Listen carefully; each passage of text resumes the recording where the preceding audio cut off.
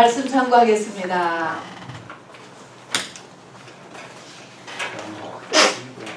오늘 기드온 마지막 회입니다.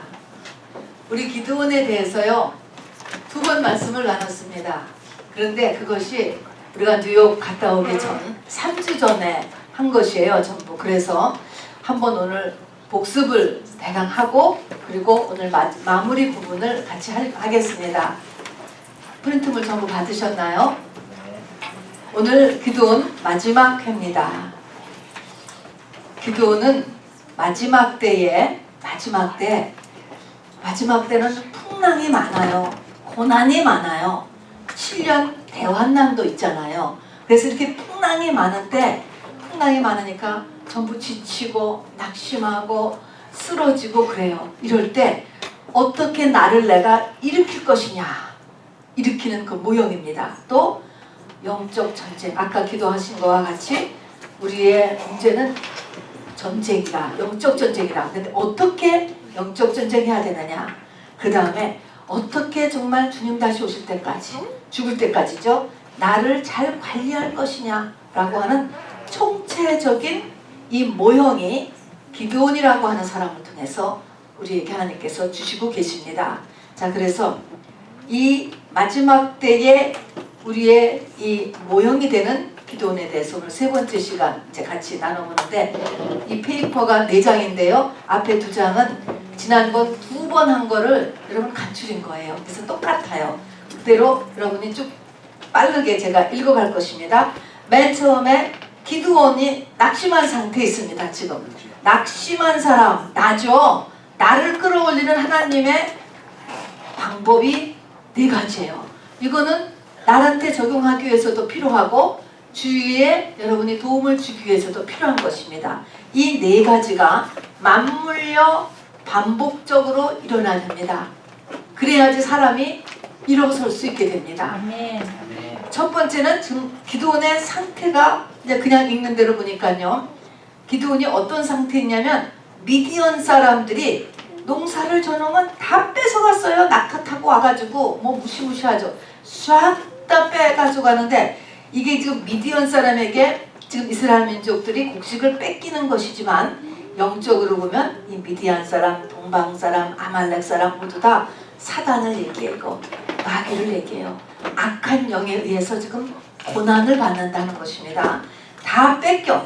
그래서 또 뺏기지 않으려고, 또 굶어는 안 죽으려고 포도주 틀에서 곡식을 타작하고 있었어요. 곡식 타작하는 데서 곡식을 타작하면 분명히 알고 뺏어갈 거니까. 그래서 포도주 타는 데서 밀을 타작하고 있었어요.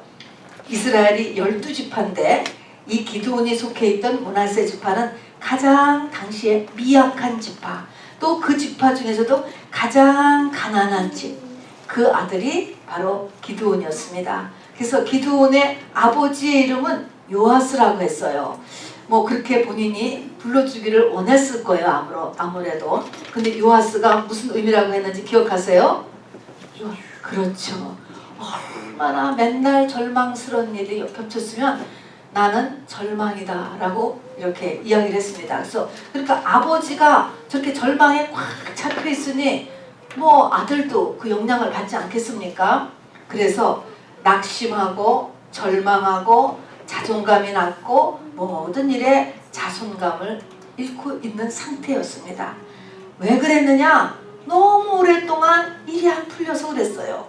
계속 고난만 겹쳐오기 때문에, 또는 하나님의 생명이 계속적으로 그리고 충분히 공급되지 않았기 때문에 그렇죠. 아무리 환경에 어려움이 와도 하나님의 생기가 그 안에 있으면 감옥에서도 감사와 기쁨을 나눌 수 있습니다. 이 하나님의 생명이라고 하는 것은 생기예요. 하나님의 생기, 하나님의 생명 같은 것입니다. 우주를 돌리는 하나님의 힘이에요. 이것이 있으면 모든 것이 다 이루어집니다. 세상을 이기죠. 그 생명을 받을 수가 없게 되어서 그렇게 된 것입니다. 자, 그래서 어쨌든 여기 기드온도 지금 낙심한 상태에 있습니다. 이런 때 4가지를 하라고 했죠. 첫 번째는 격려라고 그랬죠. 격려. 말로 하는 거예요. 그래서 이런 때는 성경의 문기 중에서도 힘을 주는 말을 그냥 암송하고 선포하고 써서 벽에 붙여놓고 날마다 읊조리고 하는 격려. 그래서 천사가 와서 이 기드온에게 큰 용사여 이렇게 불러주잖아요. 쪼단데 지금 쪼단데 큰 용사여 불러주는데 뭐예요? 기드온이 안 믿잖아요. 아유 그냥 안 믿어지는 거예요. 또 내가 너를 보낸 것이 아니냐, 내가 너와 함께하고 있다 그래도 믿겨지지도 않아, 아무렇지도 않아. 이게 내 마음에 낙심이 가득 찼기 때문에 그런 거예요. 그래도 뭐예요? 계속해야 되는 거예요. 그래도 계속 그 말을 하면서 믿음의 말로 그렇게 내가 선포하고 누가 믿음으로 이렇게 해주면 그 말이요 나한테 있는 어둠을 씻어내요. 그래서 해줘야 되는 것입니다. 계속적으로. 그 다음에는 개인적인 기적 체험을 해야 돼요. 기적 체험. 그러니까 기적을 체험하려니까 하나님 앞에 여러분이 소원도 해보고 또 작전 기도도 해보는 것입니다. 그래서 개인 기적 체험의 중요성. 그래서 그 밑에 스타 2개를 보면요. 기드온이 어떤 기적을 체험하게 되냐면 고기와 무교병과 국을 반석 위에 이렇게 놓으니까 불이 반석에서 또 불 붙이지도 않았는데 나와가지고 재물을 태워버렸습니다. 깜짝 놀랐잖아요. 너무너무 놀랐잖아요. 그렇지만 이게 하나님이 받으셨다는 거구나. 내가 하나님을 만났구나. 그런데 그런 느낌을 받으면서 죽었구나. 하나님을 만나면 죽는다는데 하면서 확 죽은 것 같았는데 죽으면서 말할 수 없는 평강이 또 마음에 쫙 다가왔어요. 지금까지 있을 수 없었던 마음의 평안이 확 지나갔어요. 이게 주 안에서의 죽음이죠. 그래서 여호와 샬롬이다 라고 거기를 이름 붙였습니다. 이런 게 뭐예요? 다 체험이야. 신비체험을 한 것입니다.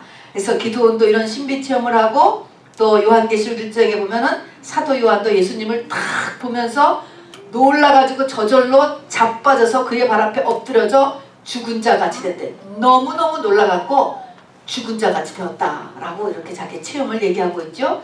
베드로는 변화산 산에 올라가서 한 체험이 있습니다. 예수님 700년 전 또 1500년 전에 죽은 이렇게 모세와 엘리야를 살아있는 모습을 이렇게 봤어요. 그것 때문에 이제 완전히 이 충격을 받고 그리고 이 체험을 끝까지 가지고 있었습니다. 사람이 죽지 않는구나. 저렇게 700년 전 사람이 어떻게 저렇게 나타날 수가 있지? 500년 전, 1500년 죽은 사람이 어떻게 나타날 수가 있지? 그거를 느꼈죠. 사도 바울은 다메섹 도상에서 해보다 더 밝은 빛에 의해 가지고 확 꼬꾸라 넘어지면서 하나님의 음성을 들었잖아요.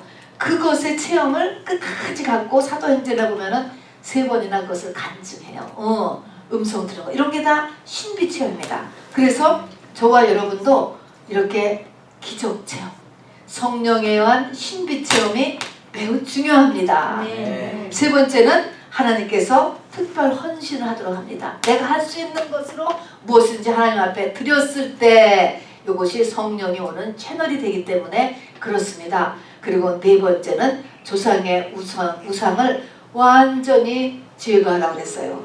이 조상의 우상이 갖고 있는 그 채널 때문에 여기서 들어오는 영과 나한테 임한 성령과 이 부닥침 때문에 이 사람이 디프레스에 빠지고 정신문제가 일어나고 병이 들고 그러는 거예요. 그래서 이쪽을 딱 잘라줘야 돼. 잘라줘. 그래서 이것을 이제 기드온이 가서 아버지의 우상을 무서우니까 밤에 가서 그렇지만 다 들러엎었습니다. 그렇게 들러엎어서 여룻바알이다 라고 했습니다. 여룻바알, 바알. 이것은 바알의 제단을 해파였다 그랬습니다. 그리고 바알이 앞으로 그러니까 공격할 것이다. 그런데 이 공격을 감당하고 이겨내야 됩니다. 그래서 이것은 이 우상을 완전히 기드온이 없앤 것에 대한 그 헌신을 기리는 이름으로 이렇게 여룻바알이라고 하는 별명이 붙여졌어요. 별명이라고 해야 될까? 그래서 그 뒤에 가서 보면요. 완전히 나중에는 기드온이라고 안 부르고 여룻바알이라고 불러요. 얼마나 중요한 이름인지 모릅니다. 여러분 이 4가지가 쉬운 것 같지만 다 굉장히 어려워요. 그죠? 어떻게 내가 지금 낙심돼 있고 내가 좌절돼 있고 내가 자존감이 낮고 내가 뭘 하랴 이렇게 하는 나를 일으켜 세우는데 이 4가지가 필요하다. 여러분 이것을 해보려고 하시길 바랍니다. 이게 진리니까 말입니다. 자, 그 다음에 이렇게 해서 이제 일어났습니다. 할 수 있어. 나도 할 수 있어. 이렇게 하면은 이제 하나님께서 기드온의 300용사로 이제 나를 훈련시키셔요. 훈련. 이거는 된 사람을 이제 당신은 뽑았지만 우리는 지금 된 사람을 지금 뽑아내는 게 아니고 이렇게 훈련을 향해서 지금 준비 중인 거예요.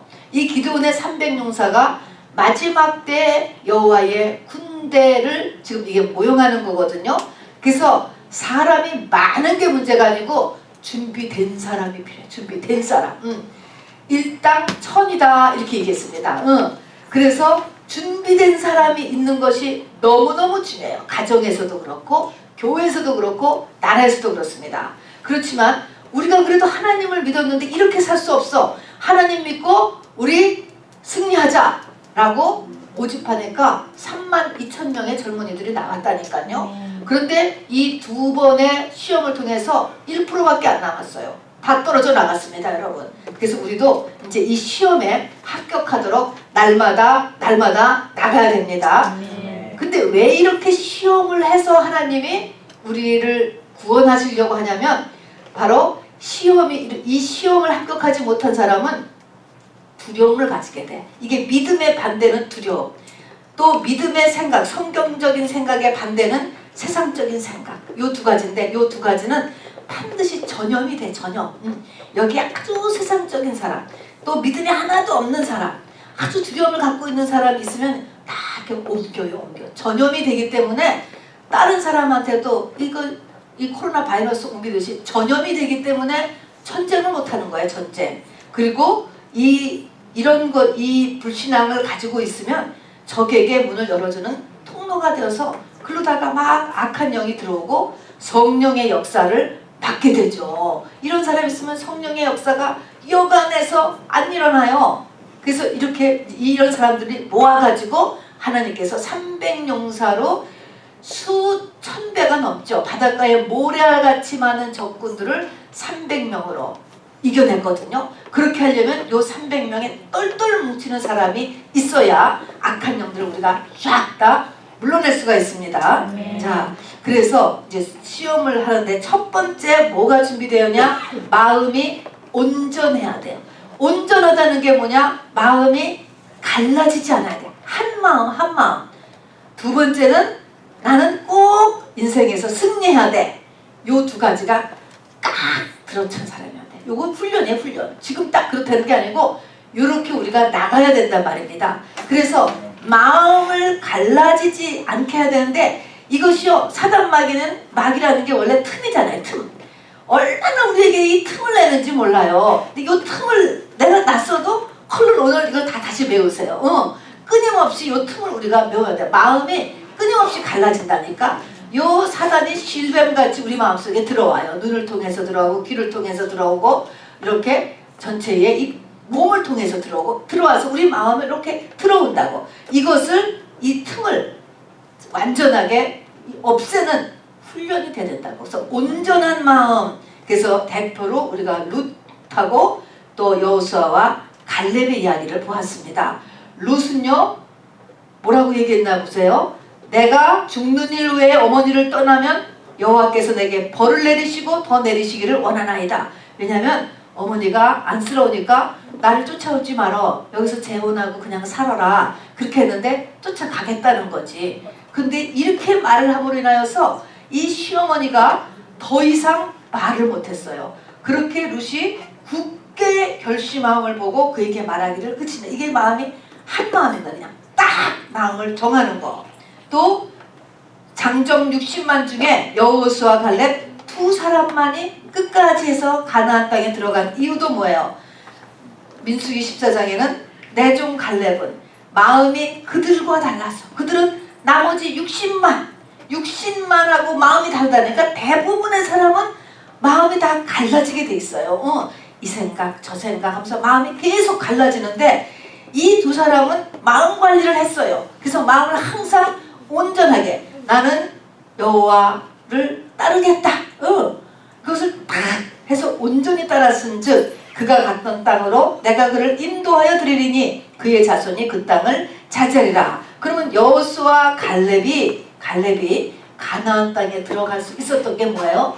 마음이 온전한 거예요. 이것을 이렇게 해야 믿음이라는 것을 얻게 됩니다. 보통 어려운 일이 아닙니다. 그리고 룻도 이렇게 갈라지지 않는 마음을 가지고 있었기 때문에 결국은 보아스를 만나게 되죠. 중간에 어려운 점이 많죠. 풍랑을 막 침에도 불구하고 마음을 하나님 앞에 꽉 붙이고 있음으로 인하여서 승리했습니다. 그래서 두 가지 훈련을 우리가 해야 돼요. 이것이 돼야 된다고요. 심지가 곧은 사람. 첫 번째, 마음이 안 갈라지는 거를 심지가 곧다고도 얘기해. 심지가 곧은 사람이 돼야 되고, 그리고 두 번째는 나는 꼭 승리하리라. 나는 꼭 성공하는 인생이 되리라. 이것을 굳게 결심하는 거예요. 굳게. 이것도 사단마귀가 막 반해요. 네가 뭘 하려고 그러니? 네가 뭘 하겠니? 다 그렇게 사는 거지. 그런 말을 예수 이름으로 다 물리치고 나는 승리하리라. 이렇게 확실하게 각오하는 사람은 아무렇게나 안 살아요. 그래서 두 번째 이 시험할 때 보면은 그냥 며칠 굶겨놓고 막 물을 먹을 수 있는 데다가 싹 풀어놓잖아요. 근데 가서 정말 지금이 전쟁이야. 나는 이겨야 돼. 그런 사람들은 아무리 목이 마른다고 막 가서 금강산도 식후경하고 먹지 않았잖아요. 그런 사람만 뽑아냈어요. 전쟁 중인데 아무리 목말라도 내가 절제해야지. 이렇게 해서 이렇게 절제할 수 있는 이것이 훈련돼야 됩니다. 이것은 뭐예요? 자기의 비전 때문에, 자기 인생의 중요함 때문에 바로 이렇게 셀프 컨트롤을 할 수 있어야 되죠. 자, 세 번째는 이제 이런 것이 단 다음에는 뭐가 와야 된다고 그랬죠? 그렇죠. 내 마음의 확신이 이제 무엇을 구체적으로 내가 이제 하려고 한단 말입니다. 내가 무엇을 한다고 할 때 마음의 확신. 이거 뭘로 합니까? 믿음으로 오는 거예요. 믿음으로. 두 번째 페이지입니다. 다윗도요 항상 마음이 확신 올 때까지 하나님 앞에서 뒹굴었어요. 목사님은 이렇게 말하는데 나는 이렇게 안 생각해. 어떻게 이거 맞는가 잘 모르겠어. 그러면 이것을 하나님 앞에 또 찬양하고 또 말씀 보고 기도하고 막 그렇게 하면서 자기 마음에 확신이 될 때까지 뒹굴었다는 거예요. 이렇게 했을 때 확신을 주셔요. 그럼 그거대로 액션을 하는 것입니다. 그래서 다윗이 57편 7절을 보세요. 하나님이여, 읽읍시다. 시작. 내 마음이 확정되었고 내 마음이 확정되었사오니 내가 노래하고 내가 찬송하리이다. 기드온과 300용사가요 이렇게 할 수 있다 라도 일어났고 그 다음에 두 가지 시험에서 다 패스했어요. 그럼에도 불구하고 당장 이 미디언의 적군들하고 딱 싸우려니까 아직도 두려움이 있어. 기드온이 두려움이 있으니까 하나님이 이거를 도와주시잖아요.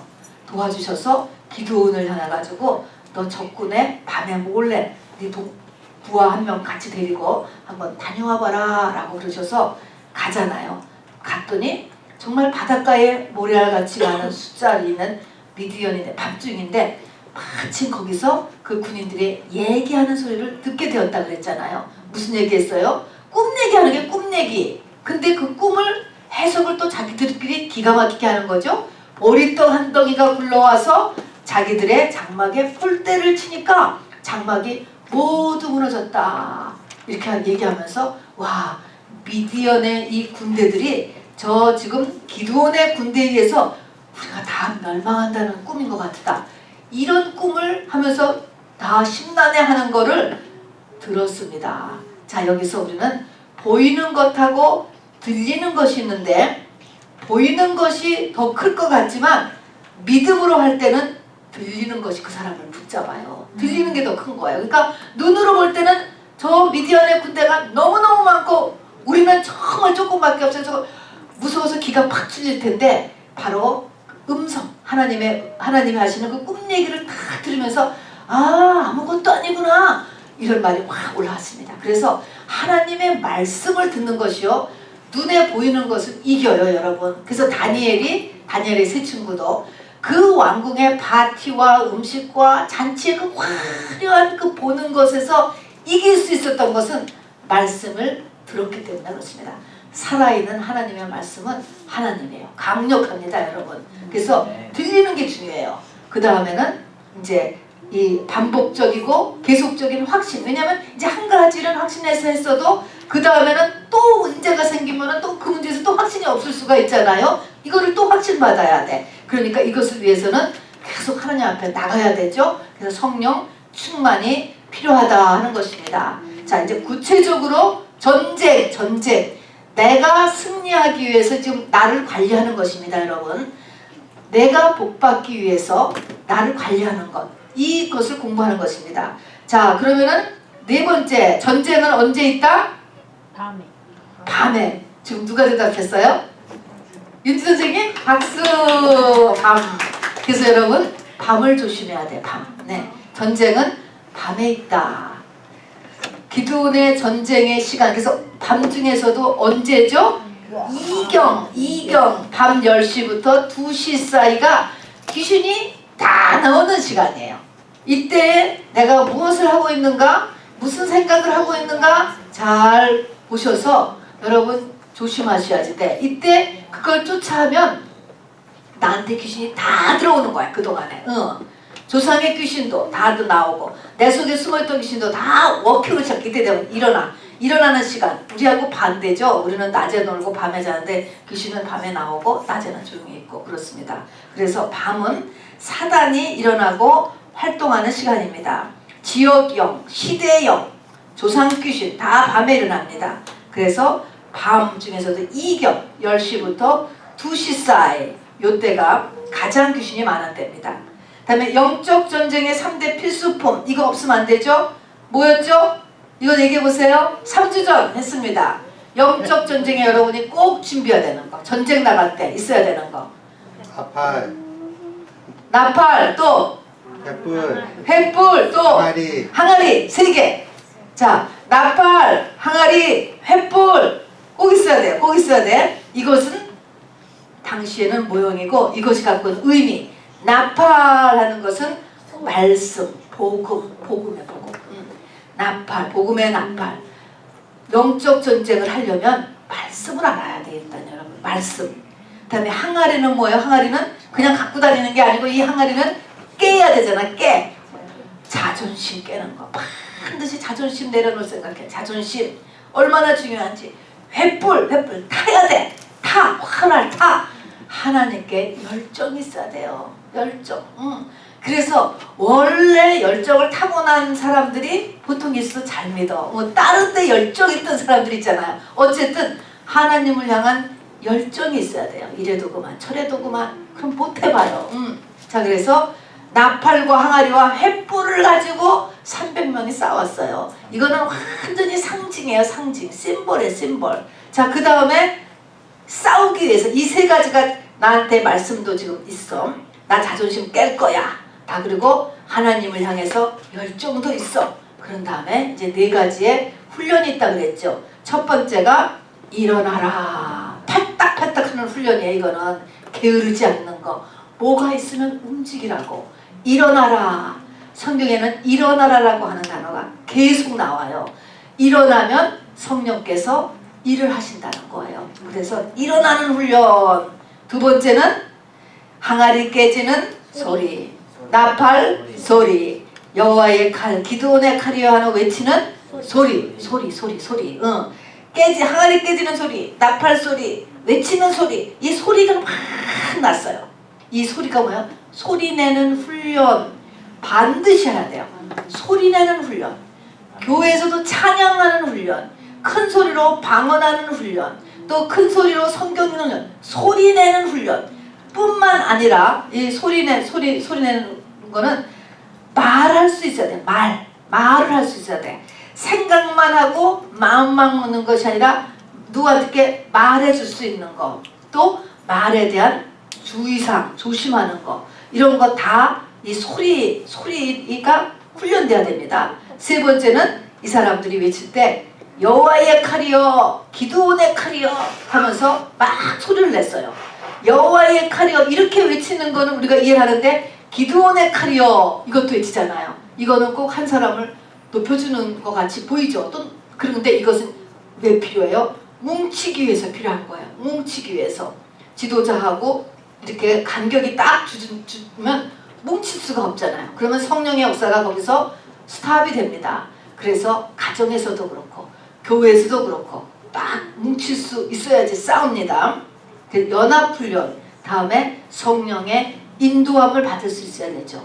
예배를 드려야죠. 성령의 인도함을 받기 위해서 첫 번째가 예배고, 그 다음에 그 다음이라고 하니까 동시에 죄를 계속적으로 안 짓고 없애려고 하는 거지. 우리가 성령은 홀리 스피릿이기 때문에, 거룩한 영이시기 때문에 죄가 있으면 거기서 딱 멈춰요. 그러니까 계속 죄를 안 지려고 하는 것이 중요합니다. 그래서 그러니까 이제 성령께서 인도하셨어요. 인도하셔서 어떻게 공격을 했냐고 보니까 그 미디안 군대가 서로 자기들끼리 파수꾼 교대하는 밤 시간에 공격하고, 또 거기에 잠자는 사람은 아주 깊은 잠에 빠졌을 시간에 공격하고, 그 다음에 미디안의 군대는 하나님께서 전쟁 전에 소문을 퍼뜨려 놔가지고 이미 마음이 부정적이 되어 있었어요.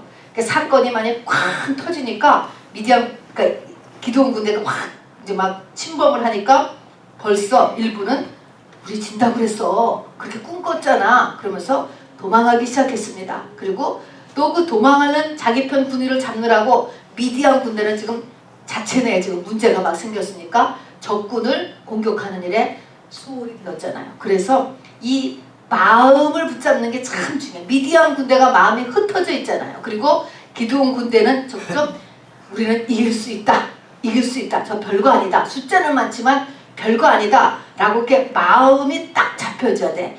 세상적으로는 이거를 기싸움이라고 해요. 먼저 상대방이 무서워서 벌벌 떤다거나 큰일 났다, 문제가 있을 것 같다, 뭐가 터질 것 같다, 그러면 이겨져. 이거는 못 이기는 거예요. 근데 이미 괜찮아, 요게 딱 돼야 돼. 딱 요것을 위해서 요런 마음이 딱 먼저 이겨져야 됩니다. 그래서 전쟁의 진행에 따라 또 기드온은 이스라엘의 민병대를 불러서 작전 명령을 주고 해서 완전히 승리했습니다. 기드온이. 자, 그리고 그 숫자는 굉장히 많았어요. 그렇지만 그 미디안 군대가 패망을 한 것을 보니까 첫 번째 같이 읽읍시다. 뭐가 문제인가 봅시다. 시작. 사단은 마음부터 공격한다. 아멘? 아멘. 여러분 이 말씀을 정말 잘 간직하시길 원해요. 어디서부터 공격하냐고요? 마음. 자, 교통사고가 났다. 똑같아요. 어디를 지켜야 돼요? 마음. 괜찮아. 하나님께서 잘 해결해 주실 거야. 그게 아니고 벌써 마음이 부들부들 떨리고 막 눈이 캄캄해지고 이러면 안 된단 말이야. 그럼 그 자리에 서서 방언하세요. 그냥 딱 스탑하고. 모든 일에는 항상 마음부터 지켜야 돼. 마음부터. 마음이 먼저 약해지고 두려움에 들어오고 갈라지고 무너지고 그러면 아무것도 못해요. 그래서 무릇 지킬 만한 것보다 내 마음을 지키라. 내 지갑보다, 내 자동차보다, 우리 집보다 어디부터 지켜? 내 마음이 샬롬의 마음.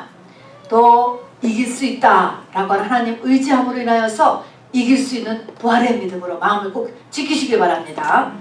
그 다음에 부정적인 생각과 마음으로 바뀌지 않아야 돼요. 이거는 왜 그렇게 될까요? 잘못된 말을 받아들여서 그래요.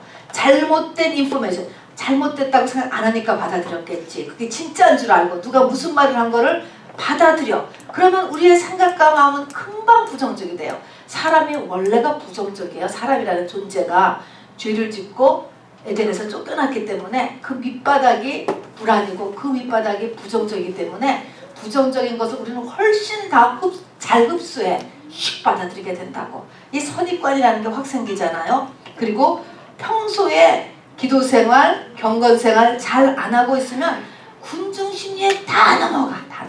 누가 어쨌대더라, 뉴스가 어쨌대더라 하면 훅가락 다 넘어가죠. 그리고 이제 무질서가 되고 분열되고 하나가 돼야 되는 팀이 하나가 되지 못하면 벌써 거기서는 적이 들어오는 것입니다. 힘이 약해지는 거죠. 그리고 이겼는데 그 꿈의 본대로 보리떡이 굴러 들어왔다 그랬습니다. 보리떡이 뭐죠? 보리떡은 예수님. 왜 그러냐면 보리는 초실절, 부활절에 바치는 예물이에요. 첫 보리 이삭을 바쳤거든요. 그래서 보리떡은 그 보리로 만든 떡. 그러니까 보리떡이 굴러 들어오니까 우리 미디안 군대가 그 보리떡 들어온 걸로 폴대가 무너져 다 무너지더라. 그 말은 예수님, 결국 전쟁은 누가 하시냐면 예수님으로 하시게 해야 돼요. 어떻게 예수님이 이 일에 인벌브 되셔서 이 일을 끌어나가시게 할까? 여기에 우리가 모든 표대를 맞춰야 돼요. 네. 내가 승리하기 위해서, 내가 성공하기 위해서는 항상 예수님은 이 땅의 모든 사단의 권세를 이기셨고 사망의 권세를 이기셨고 세상을 이기신 분이에요. 그분이 일하시도록 초점을 맞추셔야 돼요. 내가 하는 게 아니고 그것을 위하여서 이 기도원 이 전쟁과 준비를 여러분 꼭 반복적으로 여러분 마음에 새기시기를 바랍니다. 자, 이것이 우리가 3주 전에 마친 거예요. 오늘은 이제 마지막 편이에요. 마지막 편. 오늘 사사기 8장 21절부터 35절까지를 이제 같이 읽겠습니다. 사사기 8장 열어주시기 바랍니다. 사사기 8장 21절부터 35절을 읽을 건데 여러분 참조를 먼저 한번 읽어보세요. 왜냐면 이게 지금 지역도 다르고 고대 사회이기 때문에 이름이 우리 한국 사람한테 참 이렇게 어려워요. 그래서 이름을 먼저 한번 읽어보겠습니다. 같이 읽어볼게요. 여룻발이 누구냐? 여룻발이 누구라고 그랬죠? 여룻발 기드온의 또 다른 이름입니다. 그러니까 여룻발이 나오거든. 이게 기드온이구나. 이렇게 알아두세요. 여룻발은 기드온의 또 다른 이름인데 왜 이름을 가졌냐면 아버지 집안의 바알 신앙을 척결함으로 자랑스레 붙여진 기드온의 헌신을 기리는 이름이야. 그러니까 좋은 이름이에요. 우리도 여룻발이 돼야 돼요. 다음에 아비멜렉이라고 하는 사람이 등장해요. 아비멜렉. 멜렉은 킹이야. 아비 하면은 아버지, 나의 그런 것이거든요. 어쨌든 아비멜렉이라고 하는 사람이 이제 이 기드온의 이야기의 뒷부분에 등장해요. 자, 기드온이 얘기가 6장, 7장, 8장인데 아비멜렉이 9장 전체가 이 아비멜렉이라고 하는 사람에 대해서 까뜩 적어놓고 있어요. 그래서 기드온은 공부하기 위해서는 아비멜렉도 같이 꼭 공부해야 된다. 붙어있는 거예요. 붙어있어요. 자, 아비멜렉이 도대체 이렇게 기드온의 4분의 1을 딱 차지하고 있는데 어떤 사람인가 한번 읽어볼까요? 시작! 기드온이 세겜시디죠? 에서 낳은 첩의 아들. 근데 기드온이 죽고 나서요 13년 동안 왕노릇을 해요. 왕노릇을. 자, 근데 첩의 아들이다 그랬습니다. 그 다음에 요담이라고 하는 사람이 등장해요. 요담은 누군가 보세요. 같이 읽어볼까요? 시작! 기드온의 70명의 아들 중 하나로 아비멜렉의 집단살해에서 도망가 살아남은 유일한 아들이에요. 그러니까 아비멜렉이라고 하는 아들이 기드온의 70명 아들을 다 집단 살해를 했어요. 그랬습니다. 그럼 여기서 첩의 아들과 기드온의 70명의 아들은 뭐가 다른가? 이거는 고대 한국하고도 조금 달라요. 이 당시에는 일부 다처제 사회인데 일부 다처제지만 부인을 10명을 얻었던 15명을 얻었던 부인으로 얻는 것은 다 리걸, 합법적이에요. 합법적. 그래서 그 얻은 부인들은 다 똑같이 취급을 해줘야 된대요. 똑같이 취급해야 되는데 첩이라고 하는 존재는 정식 부인으로서 데려올 수 없는 사람 또는 데려오고 싶지 않은 사람은 그냥 이름이 첩이야. 그러니까 70명의 아들은 부인이 몇 명인지는 성경에 나와 있지 않으니까 몰라요. 많이 되겠죠. 한 여자가 70명을 낳을 수는 없을 테니까. 여러 명의 부인이지만 그들은 다 정식 아내예요. 근데 첩이라고 하는 존재는 정식 안에 들어가지 않은 여자예요. 그래서 우리 고대 사회의 첩하고는 조금 다르죠. 부인은 똑같이 취급했다니까 많아도 첫 번째 부인만 부인이 아니고 똑같이 취급했던 이제 그 당시에 이 중동의 이야기입니다. 그 오브라라고 하는 것은 같이 봅시다. 시작. 기드온의 출생 집이 있던 곳입니다. 여기서 나고 자라던 아버지 집이 오브라 시리. 그 다음에 세겜이라고 하는 곳이 또 나와니까 여기 오브라, 세겜 여긴 동네 이름이에요. 그 위에 여룻발, 기드온, 아비멜렉, 요담 이거는 사람 이름이에요. 우리가 6장, 7장, 8장, 9장을 다 읽으려면 너무 길기 때문에 또 읽어도 이게 너무 이렇게 처음 읽으면 이름 때문에 혼선이 생겨서 안 읽는 거예요. 세겜은 읽어봅시다. 시작. 예루살렘에서 50km 떨어져 있는 도시인데 세겜 시티의 엘브릿 신전 망대에서 세겜 사람 1000명이 아비멜렉에 의해 불에 타 죽음. 성 안의 망대 위에서 한 여인이 맷돌을 던져 아비멜렉이 죽음. 자, 아비멜렉이 망대 위에 한 여인이 맷돌 던진 맷돌에 맞아 죽었다. 성경이 이렇게 돼. 이게 무슨 왜 이런 의미일까? 이렇게. 그리고 망대에서 맷돌을 던진 그 여자는 이름도 안 나와 있어요. 그렇게 성경에 기대한 이유는 아비멜렉의 죽음은 전혀 기대치 않게 일어난다. 그러니까 아비멜렉 같은 사람은 자기가 생각하고 계획하는 거하고 거기에 맞지 않게 당한다라는 것입니다. 죽음을 당한다는 거예요. 그래서 하나님께서 그거는 죽게 하셨다. 그러니까 여기 지금 세겜이라고 하는 동네가 나오는데 세겜이라 사는 사람 1000명은 아비멜렉에 의해서 불에 타 죽고 또 아비멜렉은 그 성에 있는 한 여인에 의해서 죽임을 당했고 좀 그런 사이예요. 복잡하죠. 자, 이걸 해놓고 우선 사사기 8장 21절부터 우리 태영 집사님 한 절, 우리 한 절 그렇게 읽읍시다. 8장 21절부터 읽어주세요. 8장 21절부터 네. 세바와 살문나가 이르되 내가 일어나 우리를 치라 사람이 어떠하면 그의 힘도 그러하니라 하니 기드온이 일어나 세바와 살문나를 죽이고 그의 낙타목에 있던 초승달 장식들을 떼어서 가지니라. 네, 여러분 이제 여기 세바와 살문나 이게 사람 이름인데요. 마지막 적군들이에요. 적장들. 이게 지금 이제 전쟁이 끝나는 것입니다. 자, 이거 보면 마지막으로 적장들을 이제 죽였어요. 기드온이. 근데 죽이면서 이제 마지막 적장 승리 확정하면서 기드온이 무슨 짓을 하나 했어요? 그들의 세바와 살문나를 죽이고 그들의 낙타, 세바와 살문나가 타고 있던 낙타 목에 있던 초승달 장신구를 떼어서 가지니라. 성경은 여기서부터 지금 불운, 이상한 기운을 지금 적고 있는 것입니다. 여러분 초승달 장식이 뭔지 아세요? 여러분 지금도 이런 거 많이 있어요. 요즘은 초승달에다가 사람 얼굴도 이렇게 막 그려놓잖아요. 이것이 다 중동, 팔레스타인이죠. 미디안 그 지역의 부적 같은 거예요. 달의 신.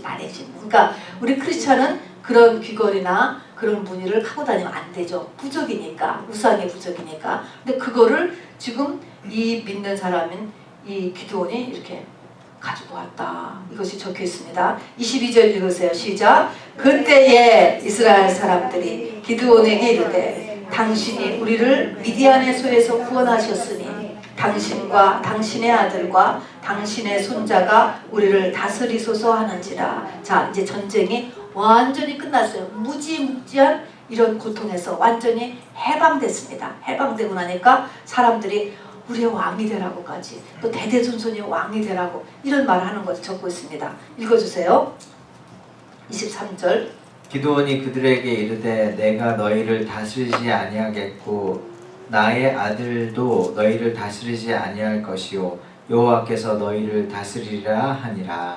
기드온이 또 그들에게 이르되 내가 너희에게 요청할 일이 있으니 너희는 각기 탈취한 귀고리를 내게 줄지니라 하였으니 이는 그들이 이스마엘 사람들이므로 금 귀고리가 있었음이라. 무리가 대답하되 우리가 즐거이 드리리이다 하고 겉옷을 펴고 각기 탈취한 귀고리를 그 가운데 던지니 기드온이 요청한 금 귀고리의 무게가 금 1700세겔이요 그 외에 또 초승달 장식들과 해물과 미디안 왕들이 입었던 자색 의복과 또 그 외에 그들의 낙타목에 둘렀던 사슬이 있었더라.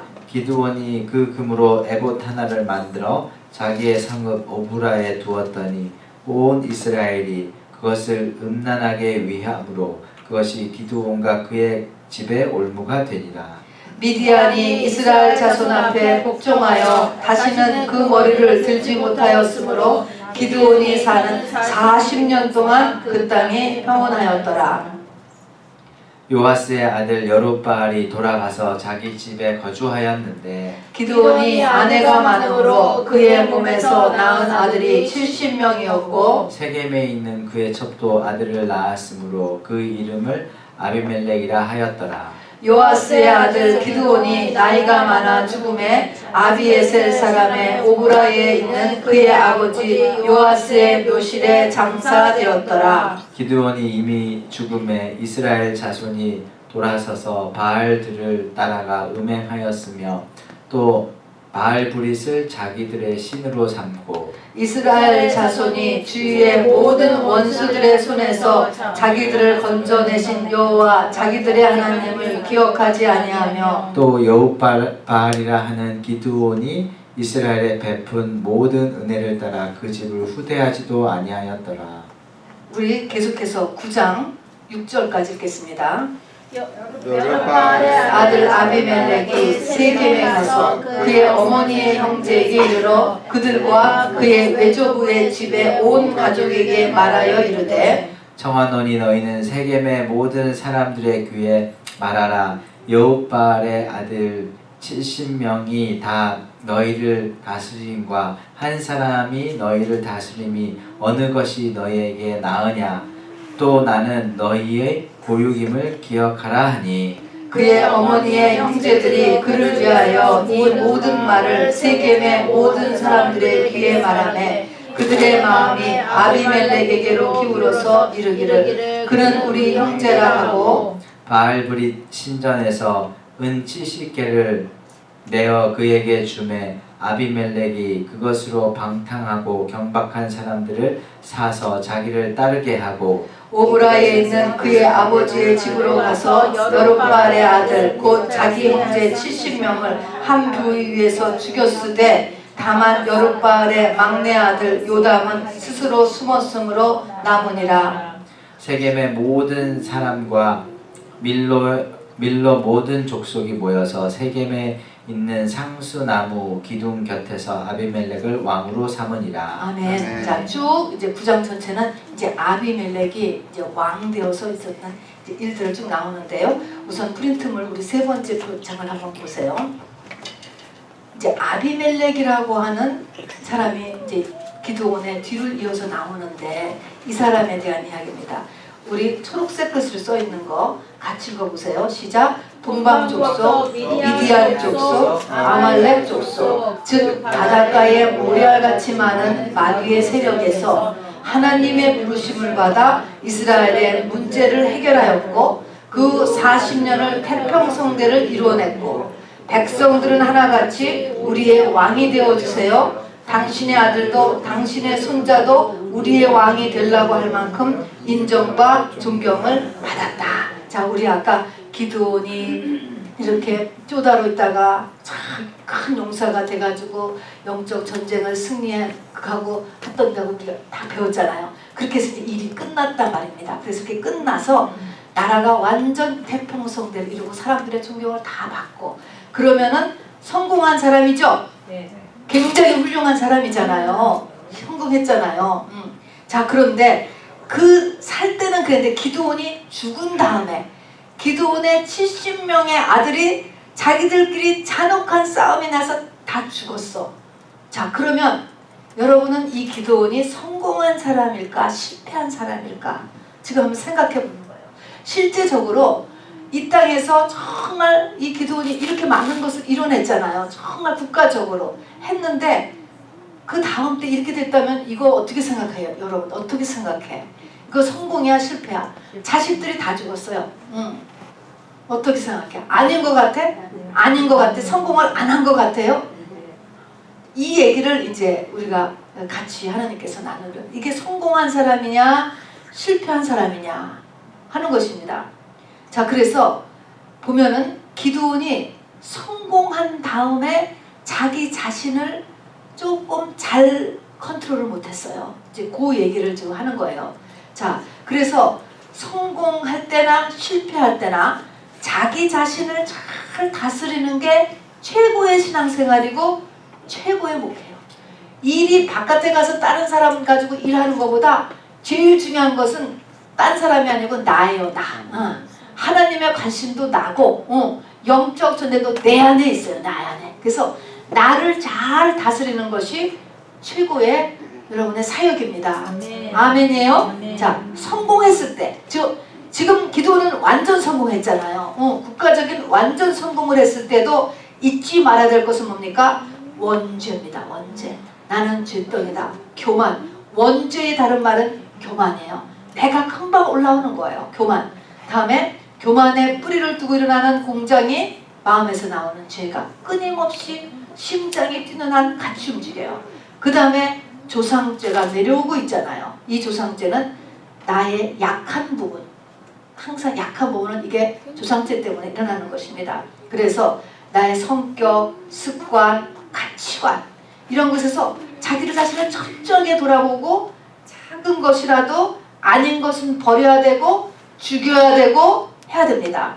그리고 성공을 하고 나면 반드시 자기를 높이게 되잖아요. 잘했으니까 당연히 이만하면 됐지. 근데 여기서 굉장히 이렇게 조심해야 된다. 그리고 사도 바울은 그래서 나는 날마다 죽노라. 그런 것은 내려가는 거야. 날마다 내려가는 훈련. 이걸 해야 되고요. 실패했을 때는 실패한 것에 대한 것으로 자기를 미워하지 않아야 되고 낙심하지 않아야 되고 끌어올려야죠. 마귀는 조금 실패하면 어떻게 해요? 계속 죽어 계속 우리를 누르잖아. 이것에서도 자기를 일으켜야 돼요. 자, 그래서 이런 내가 어떤 일이 잘 됐을 때 또 내 일이 못 됐을 때 전부 다 나를 잘 지키는 것이 얼마나 중요한지 모릅니다. 자, 근데 이제 기드온을 오늘 8장 21절 모든 전쟁이 끝나고 났을 때 보니까 이 징조가 맨 첫 번째 보니까 아까 읽은 대로 초승달 장식, 팔레스타인의 밤의 신을 상징하는 부적을 딱 뛰어가는 거야. 왜 뛰어갔을까? 그리고 여러분 이걸 가져가면 무슨 일이 일어날 것 같아요? 여러분 이방신의 이런 심볼들을 내가 갖고 다니면 무슨 일이 일어날 것 같아요? 여러분 이때부터 영적 둔감이 일어납니다. 그래서 이런 것은 여러분 타투는 반드시 지워야 돼요. 절대로 하면 안 되고 모르고 했으면 반드시 앞으로 빼야 돼요. 그리고 이런 이방신의 형상은요 모르니까 귀걸이도 하고 목걸이도 하는데 알을 알게 됐거들랑 그러면 반드시 버려야 돼. 그런 건 하고 다니면 안 돼.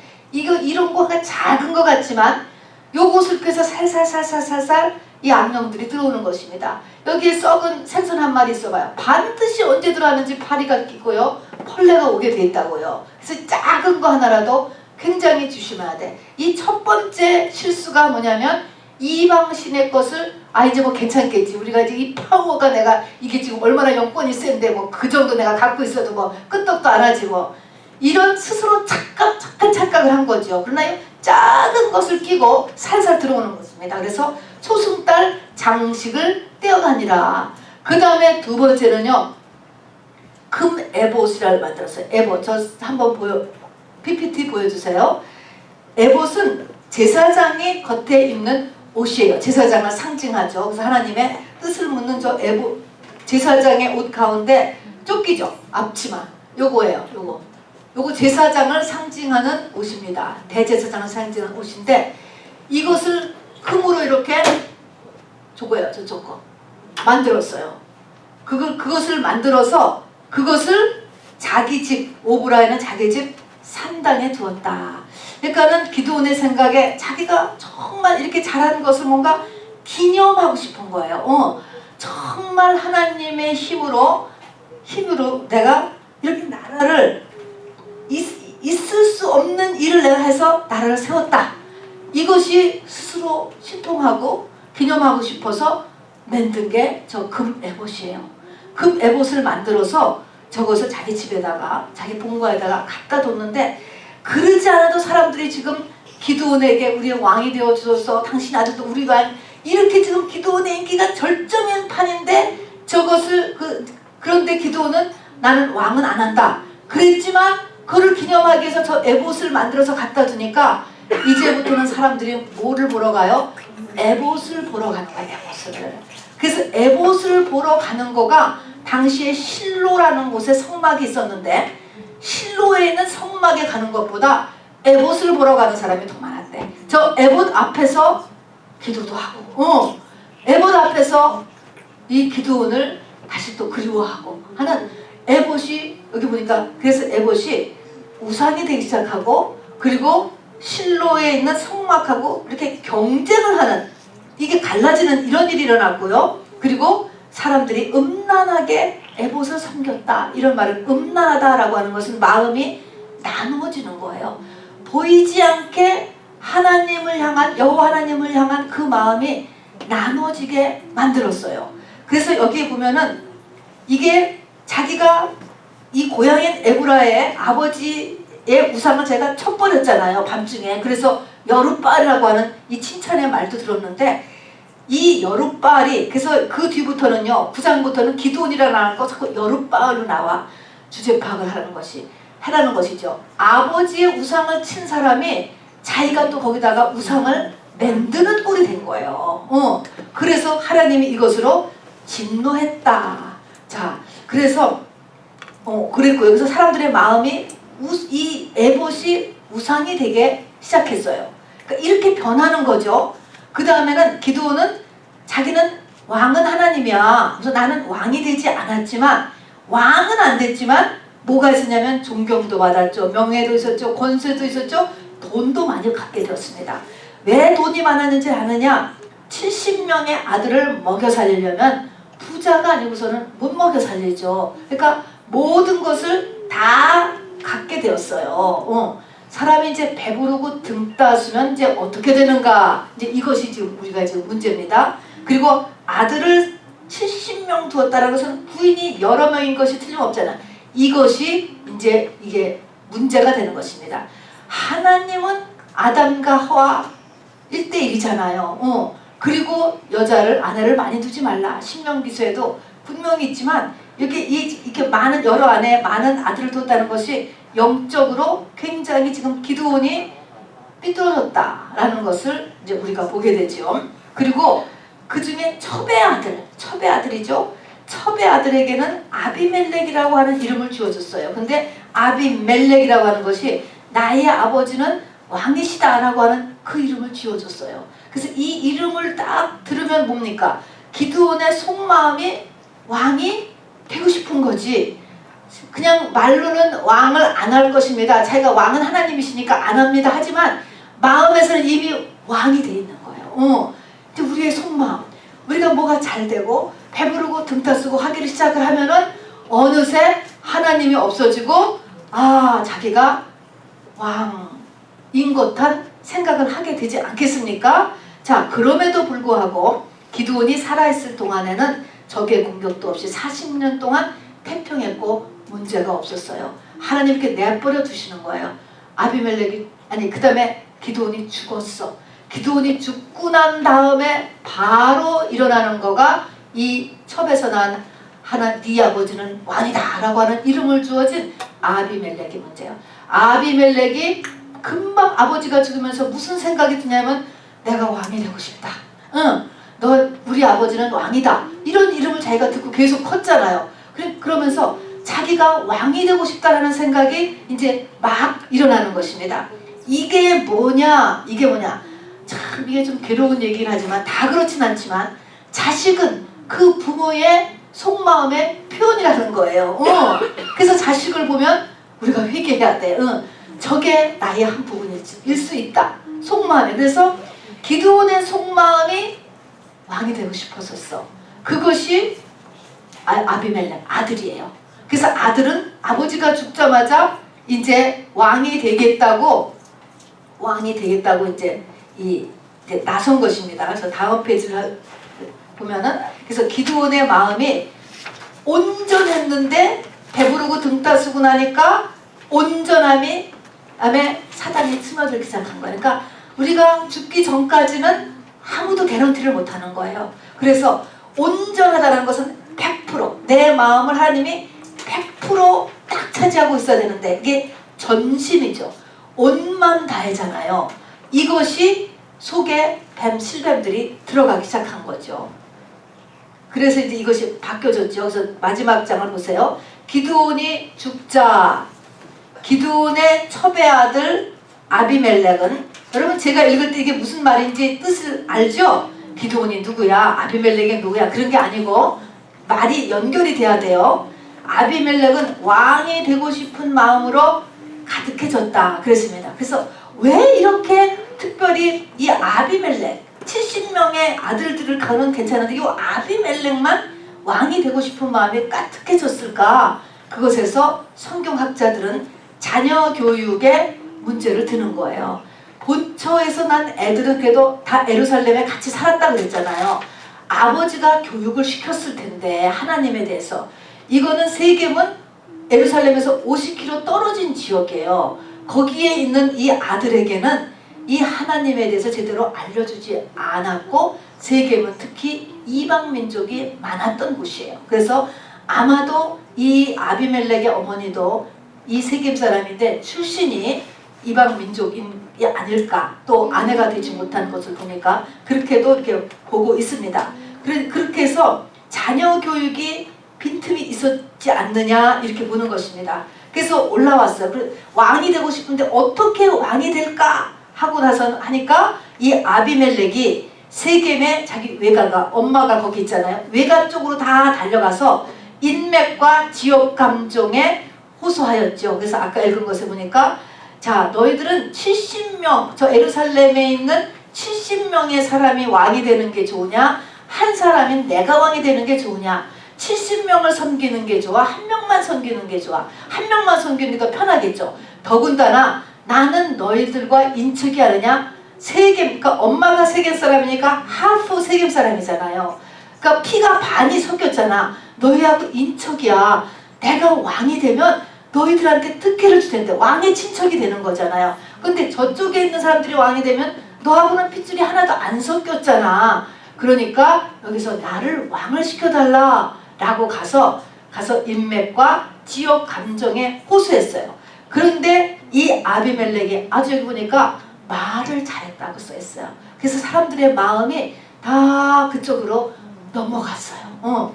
넘어가가지고 돈을 마련해 줬어요. 그래서 거기 있는 친척들이 삼촌이고 이모고 다 모아가지고서는 돈도 마련해주고, 또 거기에 있는 이방 신전이 있었죠. 크게 세겜에. 근데 그 이방 신전에서도 또 정치 자금을 대줬어요. 돈을 줬어요. 그걸 또 다 받았어. 그래서 가지고서 거기서 갱단을 사가지고서 거기에 스테프라도 70명이죠. 70명을 한 바위에서 다 죽였는데, 막내 아들 하나, 요담이라고 하는 아들 하나만 어떻게 몰래 도망가서 살았다. 성경이 지금 이렇게 기록하고 있으니까 나중에 아비멜렉도 죽었기 때문에, 그리고 요담은 어딘가 디스어피어 해버렸어요.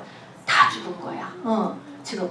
그러니까 이것이 과연 이 기드온의 생애가 맞는 생애냐, 성공한 생애냐, 아들 대해서 이렇게 완전히 이렇게 된 것이 맞느냐. 그러면 기드온이 어디에서부터 이게 미스테이크가 일어났는가라는 것을 우리 아까 거기서부터 쭉 우리가 보셔야 돼요. 초승 이방신에 대한 감각이 둔해져 가지고, 영적인 감각이 둔해진 상태. 다음에 자기를 기념하기 위해서 거기다가 금 에봇을 만드는 그런 상태.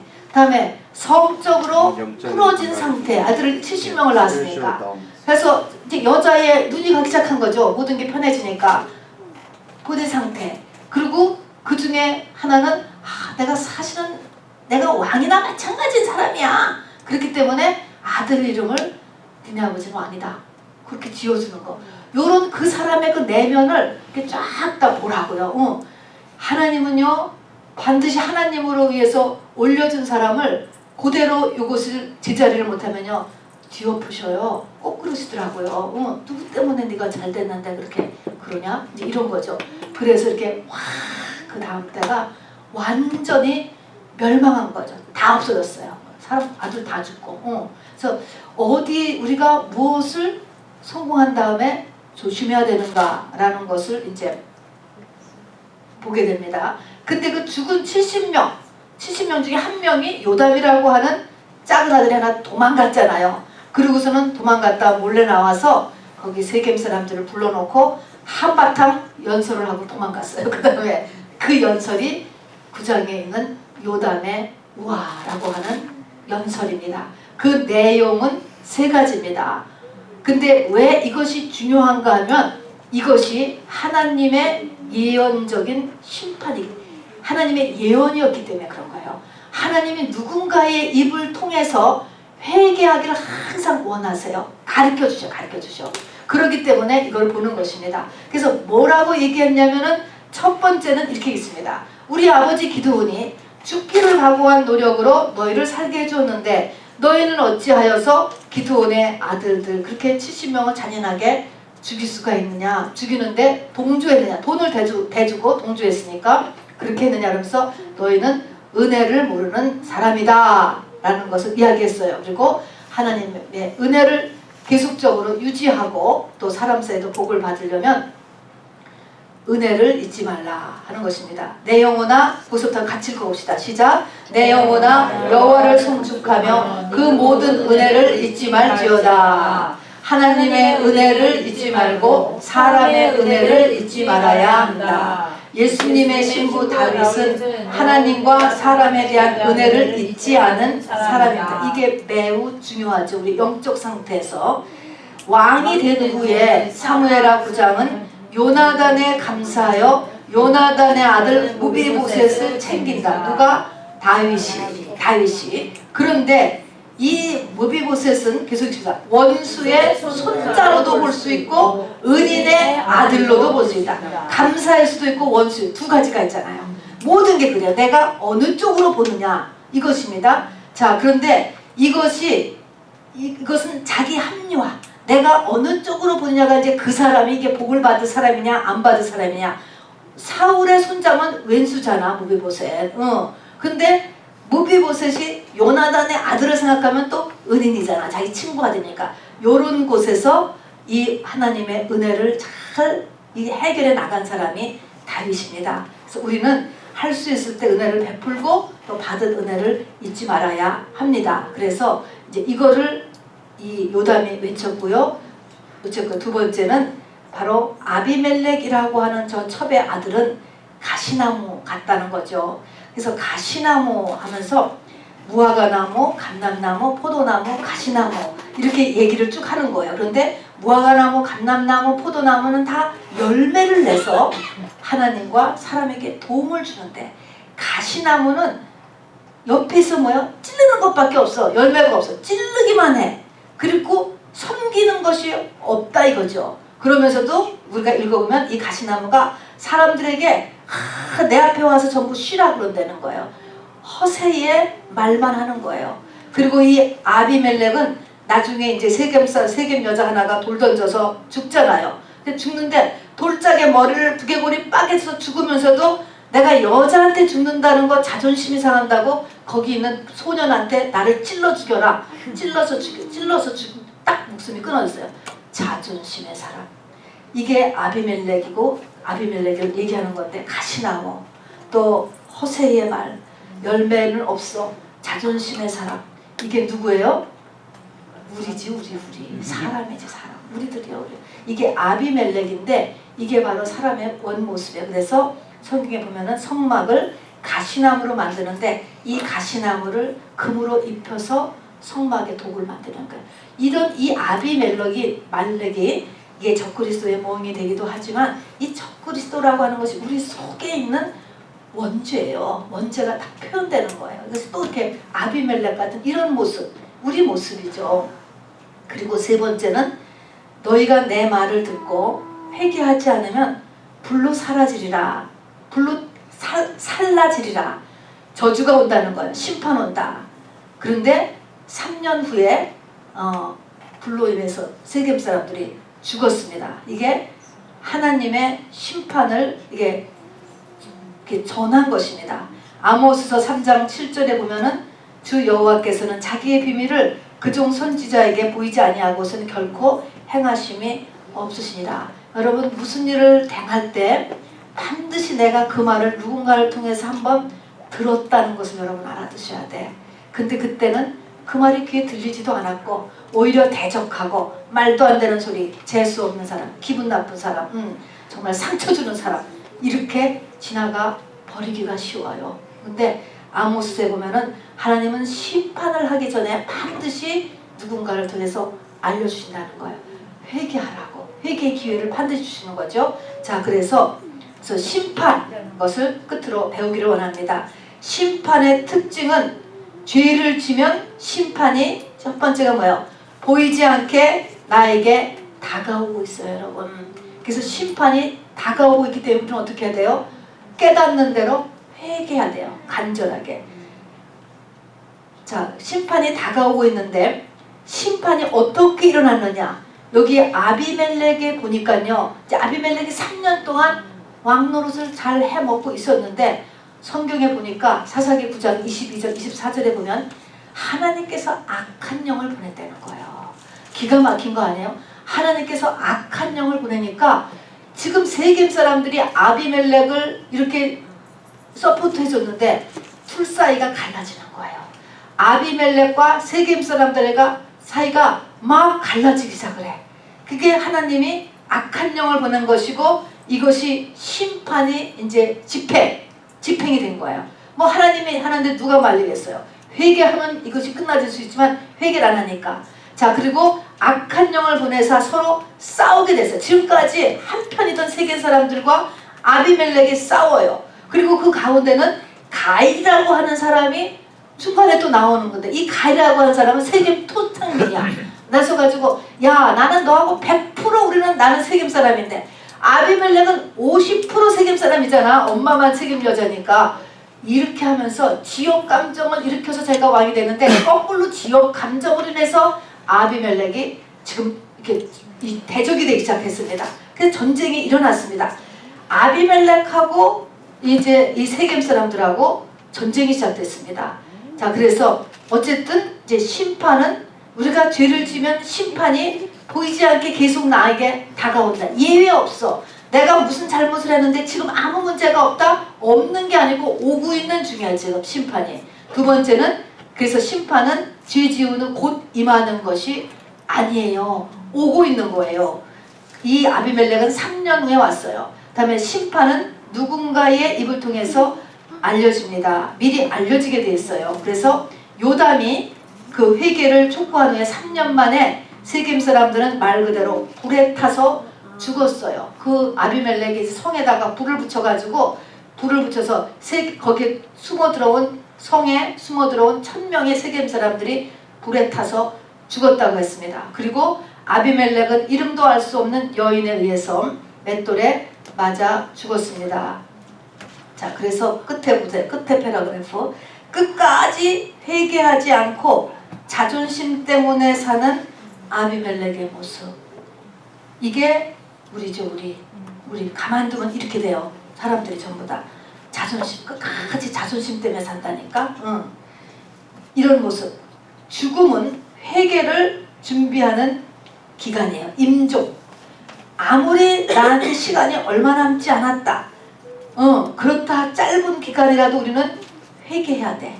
그러니까 이거를 우리가 지금 꼭 알아놔야 돼요.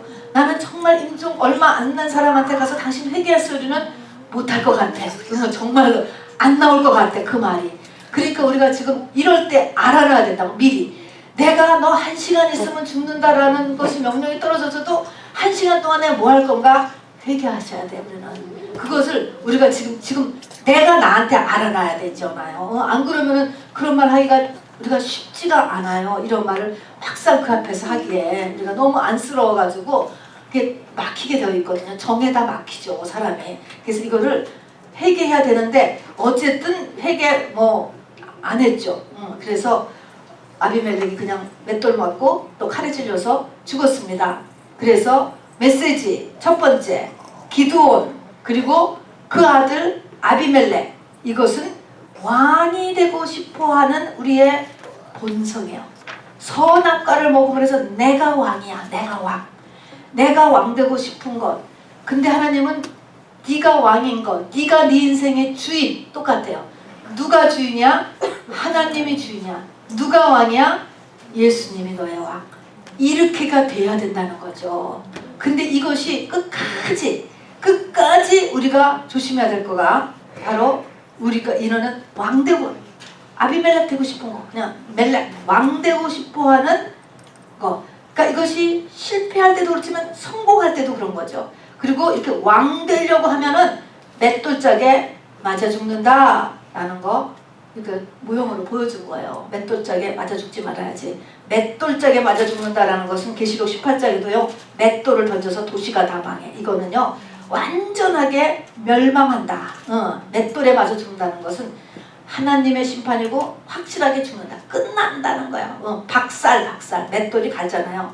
완전한 심판을 등장하는 심판을 마련하는 게 맷돌이에요.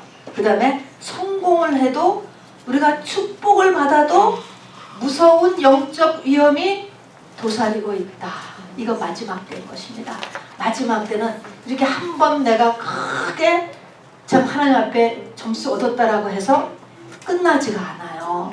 끝까지 이 마지막 때 귀신이 달라붙는다는 것입니다. 그래서 우리에게 이 하나님 앞에 나가는 점수를 떨어뜨리고 우리 후손을 망하게 하고 하는 이것을 우리가 기도원의 이 죽음까지 그리고 아비멜렉까지를 통하여서 우리가 간직할 수 있게 되기를 바랍니다.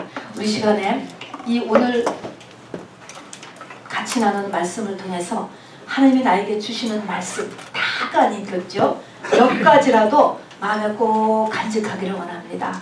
그리고 또 잘못된 것 회개하고 잘못 생각한 것 잘못